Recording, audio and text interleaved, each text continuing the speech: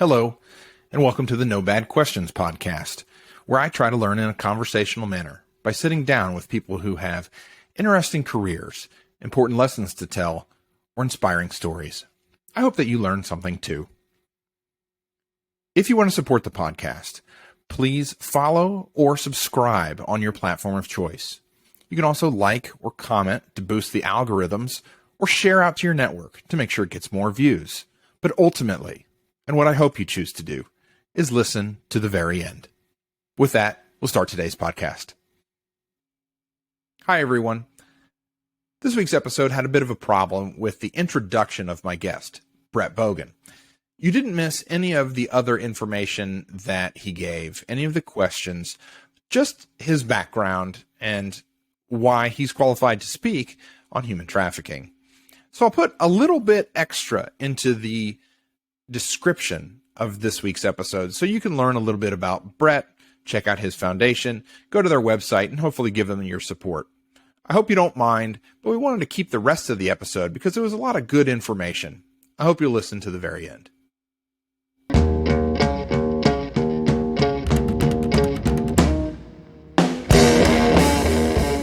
Hello, everyone, and welcome to this week's episode of the No Bad Questions podcast.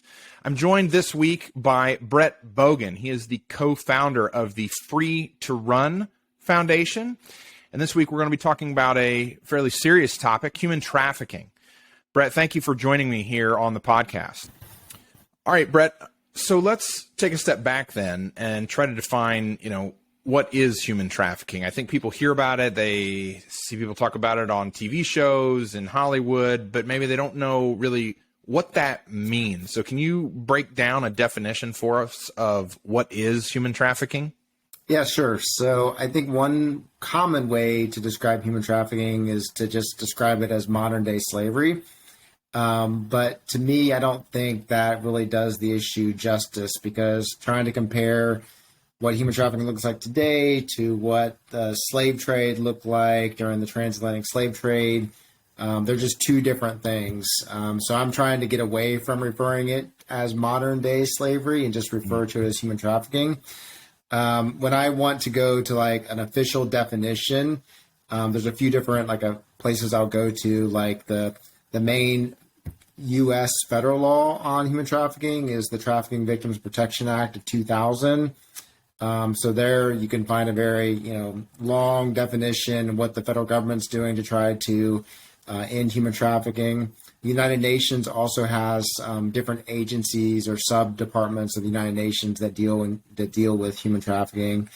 And there, I think, is the most kind of succinct definition. And it defines human trafficking as the recruitment, transportation, harboring, or receipt of people through force, fraud, or deception. Sometimes you see coercion in some of those definitions, deception or coercion, for the purpose of exploiting them for profit. So kind of look at those three different areas. So you have, taking people, transferring them, selling them, et cetera, harboring them, hiding them through those means of force, fraud, or coercion. And then your main purpose is money, right? You're trying to exploit people for money.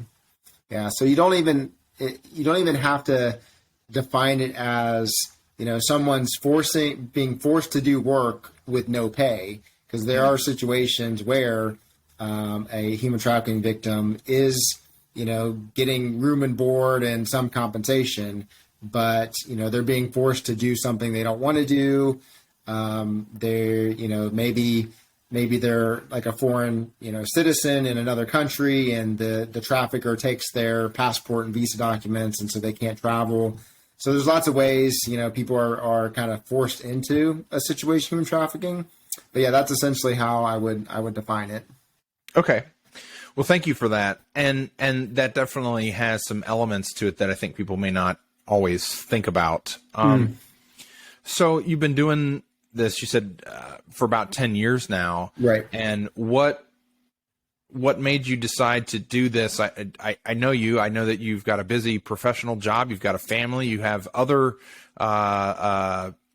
passion projects and things that you do, but this is one that you've chosen to spend your time on. What headed you down this pathway? Yeah, so kind of thinking back to the epiphany or the light bulb moment back in like, I would say it was in like the 2009, 2010 timeframe that I really started to learn about it and want to go deeper, like want to like, okay, what is this? Where is it happening? What organizations are involved in it? And how can I get involved? And now when I talk about this, it is like you really can't go to someone and say, "Hey, have you heard of human trafficking?" Where most people have. Like it's been more prevalent in the news, and I guess even through social media. You could say that you're starting to hear about this issue more. But back in that time frame, like you didn't really hear about it that much in sort of everyday life or in newspaper articles or news stories. So when I heard about it, I was like, wait, I thought slavery ended after the Civil War. Like I didn't realize. I mean, I guess you could think, well, maybe it's going on and overseas and underdeveloped countries, and they have red light districts, and I guess you could make the connection there. But to say, wait, it's still happening here in the U.S. And so when I learned that, I was like, whoa, like it was like full stop. Okay, I need to learn more about this. And part of it maybe because at the time I had a young child who's now in high school, but I was like, this is happening to children in this country and other countries. So it kind of like tugged at my heartstrings to think about what it would be like to be a parent and have your children, your child fall prey to human trafficking. So that's what kind of led me into this space and to want to, learn more and do more with it. Yeah, that's a mental image that I can relate to. I remember, I don't know if this was a hoax or a, sort of fake news type of situation. So I hate to repeat it, but I remember a couple years ago, there was I'll call it a conspiracy just to safeguard myself from, I think I know what you're going to say, slander liability, but, was Wayfair. Wayfair was shipping kids in boxes because they were selling cabinets for, $20,000 or something. I have no idea if this was real, but I remember at the time, my kids are still pretty little, but mine were small enough that like when we got a new thing from Amazon, they'd play around in the cardboard box, right? Yeah. And I remember thinking, because at the time I thought the Wayfair thing was real, whether it is or not, I thought it was, thinking somewhere somebody's got a kid in a box. Like what kind of horrible, evil people are these? And so I certainly can relate to you drawing passion from that. And one of the questions I have is, what is the pervasiveness of this? What is the size of this, for lack of a better word, industry? Do you have any stats that you've done in your research about like how common is this? Yeah. And the thing about this, about human trafficking is, you have to be careful with throwing around statistics and try to find like reliable sources, because everything is estimated when it comes to this issue. So there's another, like when you compare this human trafficking today to what, legalized slavery looked like, in the 17 and 1800s in this country. I mean, enslaved persons were property and they were counted, right? You knew how many enslaved persons there were in the United States at the time, right? Because it was legalized, right? They were the enslaved people were considered property. Now there's no accurate way to really figure out how many people are trapped in slavery or in human trafficking today. So, there's a lot of like, okay, take little samples of cases in different countries and arrests and try to extrapolate the numbers. But with that said, I mean, we can only go on with what we know, right? And with what I would call the most reliable statistics say. And the most recent report came out actually just a month ago from the International Labor Organization and a couple of their partners that combined for this report. They estimate about 50 million people in slavery, which is way more people that were enslaved during the transatlantic slave trade.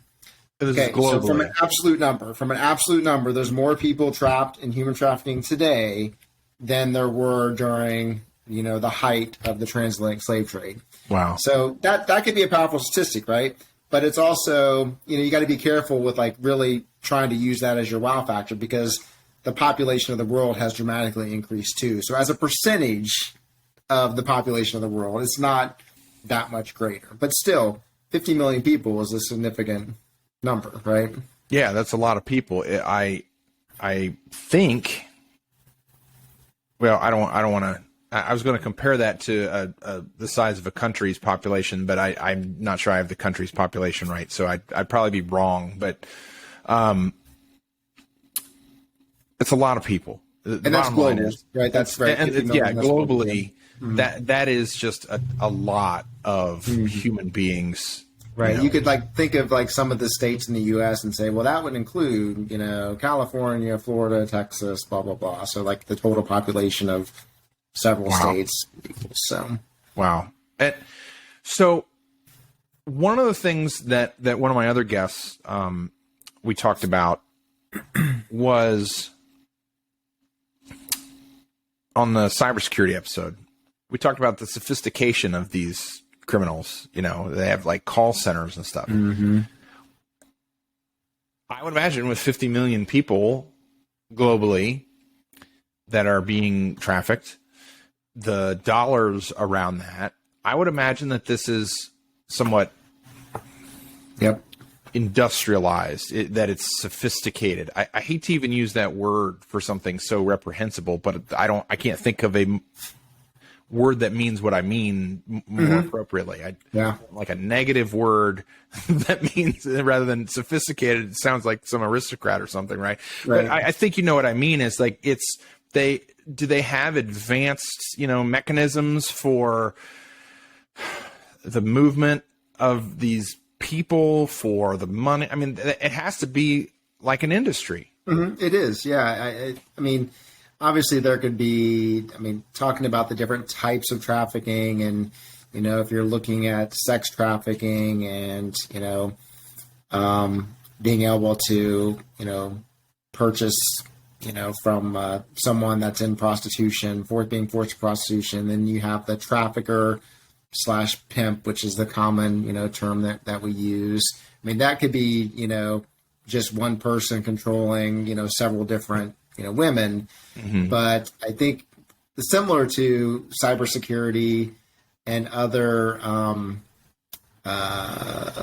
like illegal crimes, typically you have a lot of organized, criminal gangs that are operating a sophisticated organization. Yeah.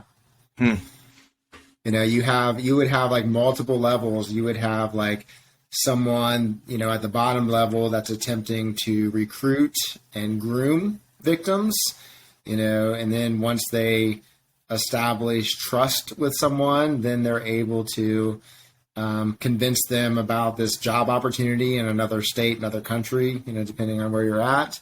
And then they're transported over to, said state or country to work that job, and then it turns out that they're now in a brothel or something like that. Yeah. Well, and speaking of this industriousness and the grooming factor and so forth, one of the things that disheartens me about this topic is when I read articles, and I remember, I think it was out of Oxford, England a couple years ago, but we've seen it in the States as well, where people in positions of authority seem to be involved in the human trafficking arena. Do you think that's as prevalent as my mind might make it out to be, or is it one of those things like the news highlights it and therefore we see it more often? What's your research or involvement show on that? How often are these positions of authority being abused? Positions of authority, and I would add on to that, just like normal everyday people or professionals that are the I guess, the customer base, right, for why trafficking exists, So this is kind of more focused on the sex trafficking side of things versus labor trafficking. And there are obviously things that as a consumer, we need to be aware of when it comes to labor trafficking and how to be a conscious consumer. But from a sex trafficking standpoint, if there was no demand, nobody wanting to purchase sex, or even like either in person or by watching something online, then the industry wouldn't exist. Right. So it's the buyers where, if you can decrease the demand in the demand, you can end at least that aspect of human trafficking. And time again, to get back to your question, when there are these stings that go down, whether they're in the U.S., and I see plenty of stories about them happening in other countries through some of the other organizations I'm involved in, it is, teachers, doctors, police, fire, that are the, pastors, just keep going on the list of people that you would consider upstanding, trusted people that are the buyers, right? Right. So before we make everybody paranoid about their neighbors, are there some, and if so, what are they, warning signs, cautionary red flags that rather than suspecting everyone around me as being some sort of sicko, that I can look for and say, oh, wait a minute, they're probably normal unless they're doing X, Y, and Z. Are there warning signs we could all be on the lookout for? Yeah, there are. And a lot of times I'm talking to, high schoolers or parents and, trying to get them focused on warning signs they can look for in their own kids. And it would be things like, you start to see their grades go down. You start, they all of a sudden have older, boyfriend, girlfriends. They're starting to wear like expensive gifts that were given to them. So those are some of the signs. Obviously nothing's 100%, like, just because someone's grades going down doesn't mean they're being trafficked, right? You have to kind of look at everything in totality. And I also think that, so one of the resources I was going to, mention on the call, and I think it's a good time, is an organization called Polaris runs the National Human Trafficking Hotline, which is basically a tip line. It's for anyone to call if they suspect human trafficking, whether it's, just someone that says, the house across from me, I see people come and go all the time, and I see young girls being brought in there, whatever, young boys even, because, boys are trafficked, just like girls are. And they just want to throw out a tip, to law enforcement, and victims of human trafficking too use that hotline. So in terms of like, okay, how do I become more aware so I can look for things like that if I think something might be going on? Definitely check out resources like the Human Trafficking Hotline, because they are like sharing things like that too. Okay. Well, and you mentioned maybe an abnormal amount of comings and goings, things. Because I know that unfortunately my grandmother, maybe stayed in her house too long, and the neighborhood sort of decayed around her. And at one point, the neighbors had, I'm pretty sure there was a drug business operating out of the neighbor's house, and I'm relatively confident of that because I'd read some things about warning signs for that particular illicit behavior, and it was a lot of curbside conversations multiple times a day, conversations. So I would imagine that trafficking is happening at the curbside, but the weird comings and goings, perhaps. But like you said, go to some of these sites and look up official tips. Okay. And a lot of times, organized crime that are involved in drugs and guns are also involved in trafficking too, right? They've got different markets, they're expanding, what they can offer. And when you think about selling a gun or selling drugs, like you sell it as the trafficker, right? You sell a gun or drug once, you can sell a human being over and over and over again. Yeah.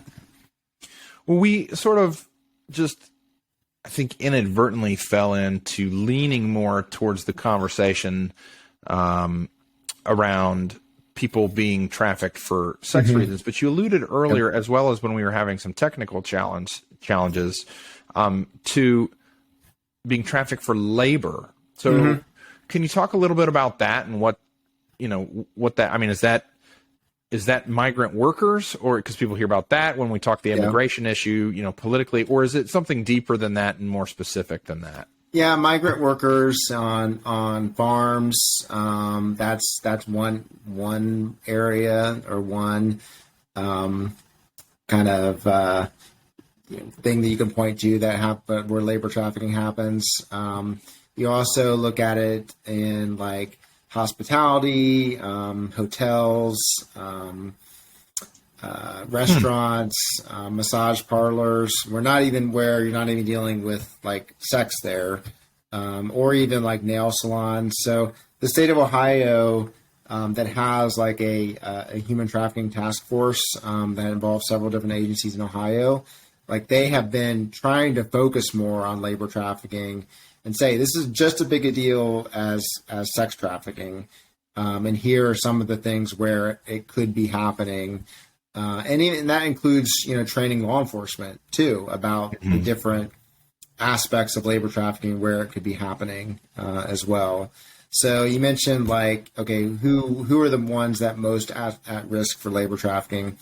Migrant workers, people that are, fleeing conflict or trying to find a better life in another country. They will come in and say, well, I'm going to, work for this hotel or work for this restaurant, and then they can find themselves in a trafficking situation. So, I mean, there have been some high profile cases of it happening in Ohio. I'm not going to like mention specific names, but there was an egg farm case, I think in Marion, Ohio a few years ago, where a lot of the workers were considered trafficking victims. There was a roofing company kind of in my area where they were brought up on charges of human trafficking. Really? So, yeah. Wow. And so those are the types of cases that I know for myself anyway. You don't think about that. I think you think of the more dramatic, the sex trafficking than the labor. The one that gets the most headlines. Right. Yeah, makes the most impact. One of the things I think that another sort of fear factor around this is people you constantly see it on Facebook, right? This guy was following me at the mall, or something like that. Van, yeah. Watch out for this white van in the parking lot. Yeah. Yeah. How real is that? Or is it more about, like you said, people who are immigrants who are fleeing conflict? Is it people who've been groomed and then they maybe they sort of involuntarily, like they say, I want this job, like you said earlier, and they get shipped overseas. Well, they didn't get shipped overseas for what they thought, right? So how much is just the straight up abduction part of this?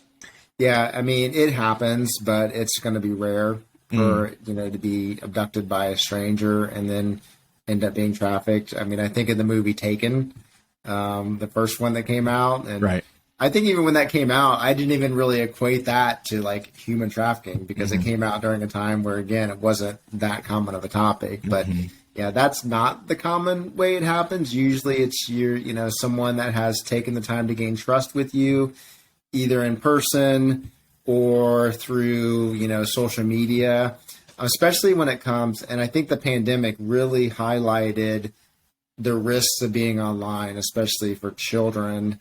And everyone's going through a tough time, and, you find someone online that's showing an interest and you strike up, a rapport with that person. And, on the other end, it's someone that has just their main intention is just to gain trust so they can, get you to come meet them somewhere, and then they could be trafficked. So, obviously, the stats are not easy to come by, but I would say, abductions happen. You should always, be leery of strangers, but to think that that's the main way people are getting trafficked. That's not it. Okay. So people can feel okay going out to the mall and so forth, Yeah. but probably. I mean, I wouldn't let your kid just go running around, Sure.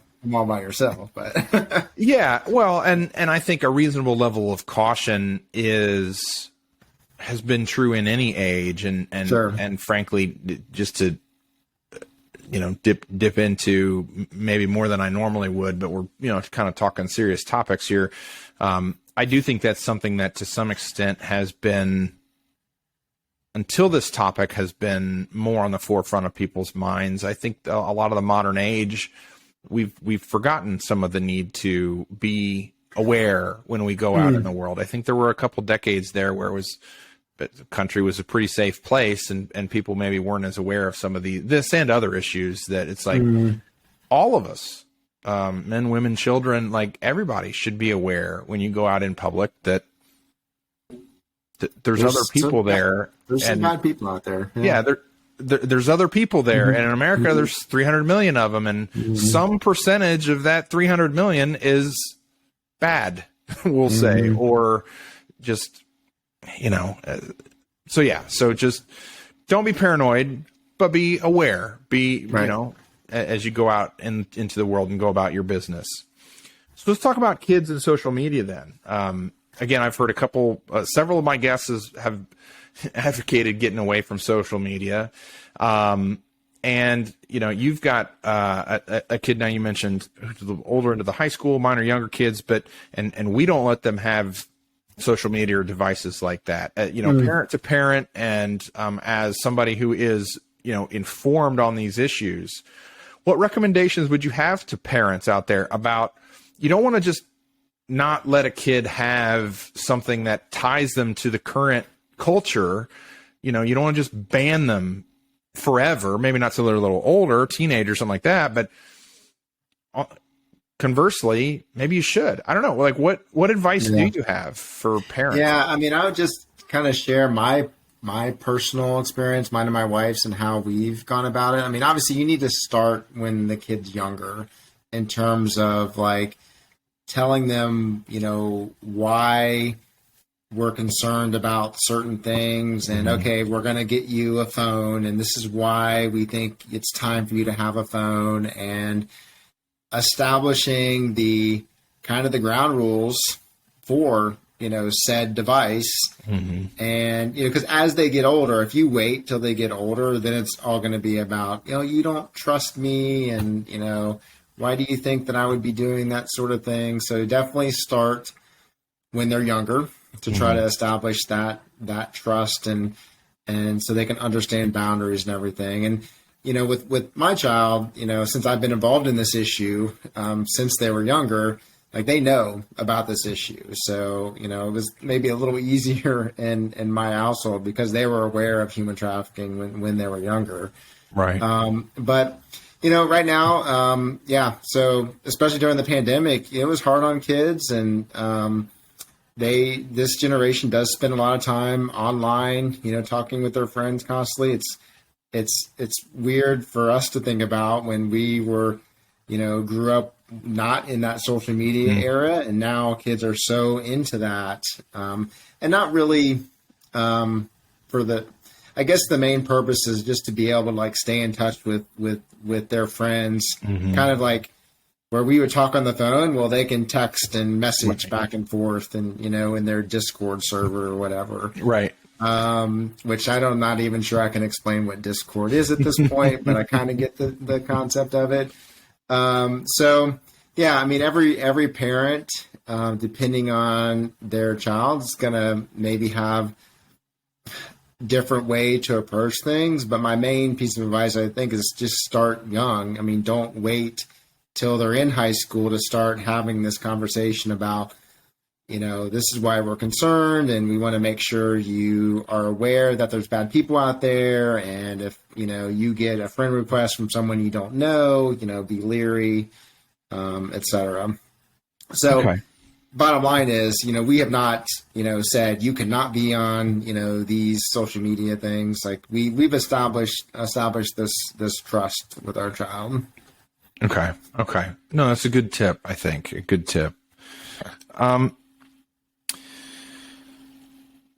can the average person fight this? You talked earlier about the consumption or the consumer side demand, and I think that I certainly feel that's true of many things. I'm personally somebody who really says that if people aren't hurting others, I'm not real keen on stopping that. But then where does that end? Where does that end with drugs? Where does that end with sex workers? Where does that end? I mean, I don't know. So I don't know what we do on the demand side, but what can the average person do to fight human trafficking?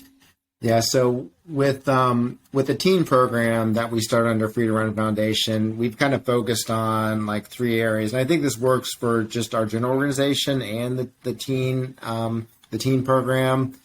It's basically the 3 A's: awareness, advocacy, and action. I mean, the first step, if you want to try to make a difference, is to become more aware, to learn more. Like, I think that's what we need to realize on a lot of fronts, is like it's a constant learning method. I mean, you have to constantly learn about things. So learning is the first step.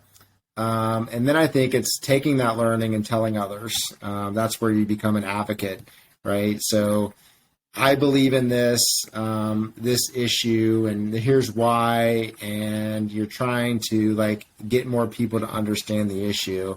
And then that last A is action. So what can you do? What tangible action you can take? I mean, some people feel called to actually, go work for or volunteer with an organization that does rescues, that actually will, go, to help bring back, victims of human trafficking. And that could be in this country or other countries. But not everyone's equipped to do that. Right. And so we also just need people that are supporting those organizations that do that work, through through being an advocate for them, through monetary donations. And I think there's just other ways, you could volunteer to help, raise awareness. Now, with Free to Run Foundation, I mean, the story behind how that started, why it started, is when I was learning about the issue, and it's like, okay, what can I do? Everyone has, some type of skill or passion that I think they can use towards helping with an issue, whatever that issue is. For me, my passion outside of my nonprofit work is running. So I do a lot of running, and I had the opportunity to take over a 5K race that had been going on for a few years in my hometown. And I took over that race as race director and made the focus human trafficking. So, from that day forward, we use that event as a vehicle to raise awareness and to raise money, to fight the issue. So that's how you got started. And then you mentioned you've come up with a teen program. And what are some of the other, we got right into the meat of it, we skipped over. What are some of the other things that the Free to Run Foundation is doing? Yeah, so the teen program started right before the pandemic, and we were trying to get some traction, get some kids recruited from local schools, and we actually started getting some kids involved from other cities, other states. And then the pandemic happened, and then it became very difficult to engage kids when people are learning from home and everything. So that's been kind of, okay, we need to figure out how to get that going again. But otherwise, other than the 5K race, I mean, we're always looking for opportunities to go into, businesses or civic organizations, churches, and talk about human trafficking. So that's kind of where the education piece, how can we get out, educate the community more? We're talking about things like, Kiwanis, Optimist Club, going into those types of organizations and raising awareness too. Well, and obviously coming here to talk on No Bad Questions. Exactly. So when I got the question, I'm like, yeah, definitely. Let's do that. Yeah. And I'm very grateful for that.